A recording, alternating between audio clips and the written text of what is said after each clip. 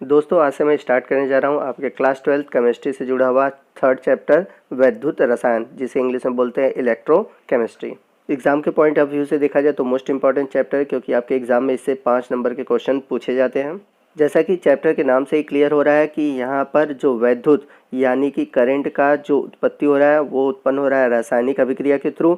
और हम सभी जानते हैं कि जो करंट होता है बैटरी यानी कि सेल के द्वारा प्राप्त होता है। तो आने वाले वीडियो में हम वैद्युत रसायन से जुड़े हुए जितने भी टॉपिक हैं उन सबको डिस्कस करेंगे।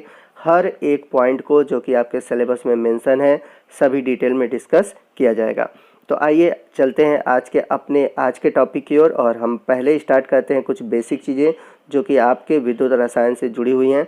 तो पहले वो कंसेप्ट क्लियर करते हैं, उसके बाद हम टॉपिक को क्लियर करते चलेंगे।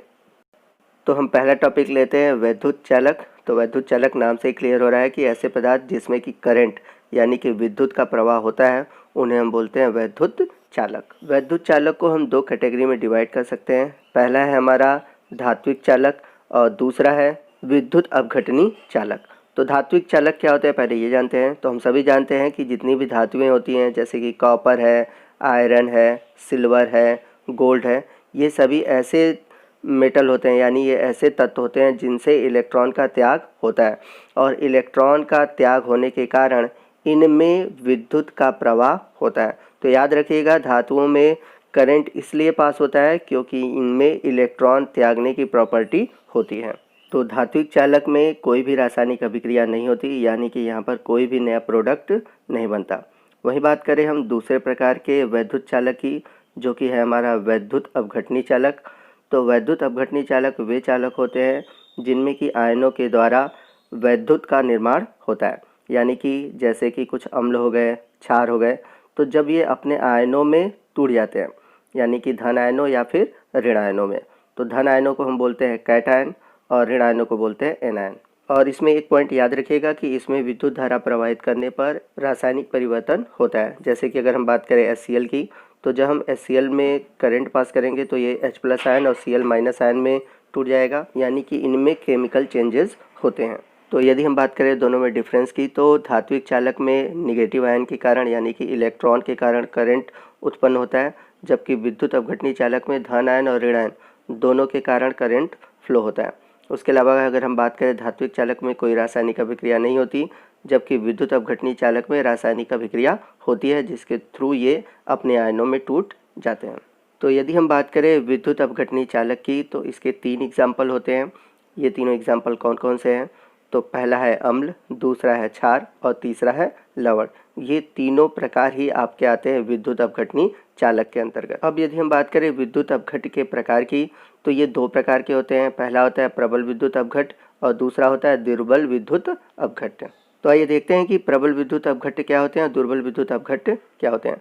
जैसे कि HCl है, यदि हम इसको किसी भी जलीय विलयन में घोलें तो ये H+ आयन और Cl- आयन में टूट जाएगा। तो जब ये पूरी तरह से अपने आयनों में टूट जाता है तो उसे हम बोलते हैं प्रबल विद्युत अपघट्य। और ये जब पूरी रूप से यानी कि आंशिक रूप से विघटित होता है अपने आयनों में तो उसे हम बोलते हैं दुर्बल विद्युत अपघट्य। तो याद रखिएगा प्रबल विद्युत अपघट्य वे अपघट्य होते हैं जो अपने आयनों में पूरी तरह से वियोजित हो जाते हैं, जबकि दुर्बल विद्युत अपघट्य वे अपघट्य होते हैं जो अपने आयनों में पूरी तरह से वियोजित नहीं होते। तो यहाँ पर वियोजन का मतलब होता है टूटना। यदि हम बात करें एग्जाम्पल की, तो प्रबल जो अम्ल होते हैं जैसे कि HCl है, H2SO4 है, HNO3 है, ये सभी प्रबल विद्युत अपघट्य हैं। वहीं बात करें हम क्षारों की, तो कौन कौन से क्षार प्रबल विद्युत अपघट्य हैं? NaOH, KOH, KCl, ये सभी प्रबल विद्युत अपघट्य हैं जो कि क्षार के रूप में होते हैं।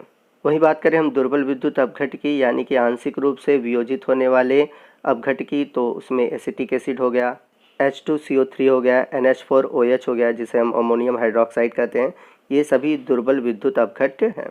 तो किसी भी विद्युत अपघट्य की जो प्रबलता होती है उसके आयनन की मात्रा यानी कि वियोजन की मात्रा पर निर्भर करती है, और इसे हम अल्फा से प्रदर्शित करते हैं। तो वियोजित अणुओं की संख्या और वियोजन के पूर्व अणुओं की संख्या के अनुपात को हम बोलते हैं आयनन की मात्रा, यानी कि अल्फा बराबर हो जाएगा वियोजित अणुओं की संख्या बटे वियोजन के पूर्व अणुओं की संख्या। तो इस अनुपात को ही हम बोलते हैं आयनन की मात्रा। जैसे एग्जाम्पल के रूप में हम कोई लवण ले लें, जैसे NaCl ले लें, और इसे हम जलीय विलयन में घोलते हैं तो मान लेते हैं कि हमने इसके 100 अणुओं को लिया है। अब जब हम इसको घोलते हैं तो ये अपने आयनों में टूट जाता है। मान लेते हैं ये 98 अणुओं में टूट जाता है। तो यहाँ पर अगर हम वियोजन की मात्रा यानी कि आयनन की मात्रा निकालें तो वियोजित अणुओं की संख्या कितनी है, 98 है। और यहाँ पर वियोजन के पूर्व यानी कि जब हम लोगों ने NaCl की मात्रा ली थी तो वहाँ पर 100 था, तो 98 में 100 से डिवाइड करेंगे तो हमारा वैल्यू आएगा 0.98। तो यहाँ पर आप जो वैल्यू देख रहे हैं ये वैल्यू डिपेंड करता है विद्युत अपघट की प्रबलता पर। तो इसका वैल्यू जितना अधिक होगा वो उतना ही प्रबल विद्युत अपघट होगा, और अल्फ़ा का मान यदि कम होता है तो वो दुर्बल विद्युत अपघट होगा। क्योंकि मैंने पीछे आपको बताया था कि जो प्रबल विद्युत अपघट होते हैं वो पूर्ण रूप से वियोजित होते हैं। तो प्रबल विद्युत अपघट की जो वियोजन की मात्रा होती है वो लगभग 1 होती है, क्योंकि किसी भी विलयन को पूर्ण रूप से वियोजित करना पॉसिबल नहीं है, इसलिए यहाँ पर हम लोग लगभग मान के चलते हैं। यानी कि जो प्रबल विद्युत अपघट है वो 100% टूट जाते हैं, बट ऐसा पॉसिबल नहीं है। वही बात करें हम दुर्बल विद्युत अपघट की, तो यहाँ पर वियोजन की मात्रा यानी अल्फ़ा का मान बहुत कम होता है। जैसे कि यहाँ पर 1 अणु टूटे तो यदि 1 अणु टूटा तो 1/100 हो जाएगा, तो वियोजित यानी वियोजन की जो मात्रा होगी वो होगी 0.01। तो इस प्रकार से प्रबल विद्युत अपघट के लिए अल्फ़ा का मान लगभग 1 के बराबर होता है, यानी बहुत अधिक होता है। और दुर्बल विद्युत अपघट के लिए जो अल्फ़ा का मान होता है वो 1 से बहुत ही कम होता है। नेक्स्ट हम बात करेंगे विद्युत चालकता को प्रभावित करने वाले कारक। तो विद्युत चालकता को प्रभावित करने वाले 4 मुख्य कारक हैं, तो इनको हम डिस्कस करेंगे। तो सबसे पहला कारक है विद्युत अपघट की प्रकृति। तो अभी हम लोगों ने पीछे पढ़ा था कि विद्युत अपघट 2 प्रकार के होते हैं, प्रबल विद्युत अपघट और दुर्बल विद्युत अपघट। तो जो प्रबल विद्युत अपघट होते हैं उनके लिए वियोजन की मात्रा होती है वो सबसे अधिक होती है, यानी कि ये लगभग पूर्ण रूप से वियोजित हो जाते हैं। तो जब ये पूर्ण रूप से वियोजित होते हैं तो यहाँ पर विद्युत की जो चालकता वो सबसे अधिक होगी, यानी कि प्रबल विद्युत अपघट जो होंगे विद्युत के सबसे अधिक चालक होंगे। वही बात करें हम दुर्बल विद्युत अपघट की, तो वो कम वियोजित होते हैं, यानी कि उनकी जो विद्युत चालकता होगी वो कम होगी। दूसरा प्रभावित करने वाला कारक है विलायक की प्रकृति। तो विद्युत की चालकता डिपेंड करती है कि हम लोगों ने कैसा विलायक लिया है। तो विलायक 2 तरह से होते हैं, ध्रुवी विलायक और अध्रुवी विलायक।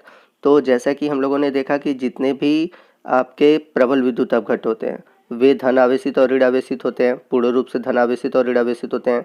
तो ये ध्रुवी विलायक में बहुत तेज़ी से क्या होते हैं, आयनित होते हैं, क्योंकि हम सभी जानते हैं कि ध्रुवी पदार्थ हमेशा ध्रुवी विलायक में ही घुलता है, यानी कि लाइक डिसॉल्व लाइक। तो हम सभी जानते हैं जो जल है एक ध्रुवी विलायक है, जिसमें कि HCl, H2SO4, HNO3 यानी कि जो प्रबल रूप से आयनित होने वाले पदार्थ हैं वो आसानी से घुल जाते हैं और प्रबल रूप से वियोजित होते हैं। तो अगर हम ध्रुवी विलायक यानी कि जल लेते हैं तो वहाँ पर विद्युत चालकता सबसे अधिक होती है। क्यों होती है? क्योंकि वहाँ पर जो ध्रुवी यौगिक हैं वो आसानी से वियोजित होते हैं, यानी कि पूर्ण रूप से वियोजित होते हैं, जिनके कारण उनकी वियोजन की मात्रा बढ़ जाती है और इस प्रकार से विद्युत चालकता भी बढ़ती है। वहीं अगर हम अध्रुवी विलायक लेते हैं तो अध्रुवी विलायक में वियोजन पूर्ण रूप से नहीं होता, इसलिए यहाँ पर विद्युत चालकता कम होती है। बढ़ते हैं तीसरे पॉइंट की ओर। तीसरा हमारा प्रभावित करने वाला कारक है तनुता। तो यदि किसी विलयन में हम लोगों ने तनुता बढ़ा दी, यानी कि विलय की मात्रा कम है, विलायक की मात्रा अधिक है, तो विलायक बहुत तेज़ी से विलय पर अटैक करेगा, जिसके कारण वे बहुत तेज़ी से ब्रेक करते हैं, टूटते हैं, जिसके कारण विद्युत चालकता बढ़ जाएगी। यानी कि तनुता बढ़ाने पर वियोजन की मात्रा बढ़ेगी, और वियोजन की मात्रा बढ़ने का मतलब है कि विद्युत चालकता का मान भी बढ़ जाएगा। बढ़ते हैं चौथे कारक की ओर, और चौथा कारक हमारा ताप यानी कि टेम्परेचर। तो जैसे कोई विद्युत अपघट है, यदि हम वहाँ पर टेम्परेचर बढ़ाते हैं, अगर हम एग्जांपल के रूप में लें NaCl, तो जब हम ताप बढ़ाएंगे तो इनके बीच की जो बॉन्डिंग हो जाती है वो कम हो जाएगी, जिसके कारण ये ईजिली टूट जाते हैं। तो ताप बढ़ाने पर आयनन बढ़ेगा, और आयनन बढ़ने का मतलब कि वियोजन की मात्रा बढ़ेगी, जिससे कि विद्युत चालकता का मान भी बढ़ जाएगा। तो यहाँ पर हम लोगों ने 4 कारक पढ़ा। पहला कारक था विद्युत अपघट की प्रकृति। तो प्रबल विद्युत अपघट होने पर वियोजन की जो मात्रा होती है वो अधिक होती है, जिसके कारण जो चालकता होती है वो अधिक होती है। दूसरा है विलायक की प्रकृति। तो मैंने बताया था ध्रुवी विलायक जो होते हैं वे अच्छे माने जाते हैं, क्योंकि वो आसानी से अपने अंदर ध्रुवी पदार्थों को घोल लेते हैं, और ध्रुवी पदार्थों का वियोजन बहुत अधिक होता है, इसलिए हमेशा विलायक के रूप में हम ध्रुवी विलायक यूज़ करते हैं। तीसरा है तनुता। तनुता की वृद्धि के कारण जो वियोजन की मात्रा है वो बढ़ती है, इसलिए विलयन की तनुता जितनी अधिक होती है वहाँ पर विद्युत चालकता अधिक होती है। और लास्ट है ताप। तो टेम्परेचर के बारे में हम लोग ने पढ़ा। टेम्परेचर जितना हम बढ़ाते हैं तो विद्युत अपघट के बीच जो बॉन्ड होता है वो ब्रेक हो जाता है, टूट जाता है, जिसके कारण कि उनमें वियोजन अधिक होता है, वियोजन की मात्रा बढ़ जाती है।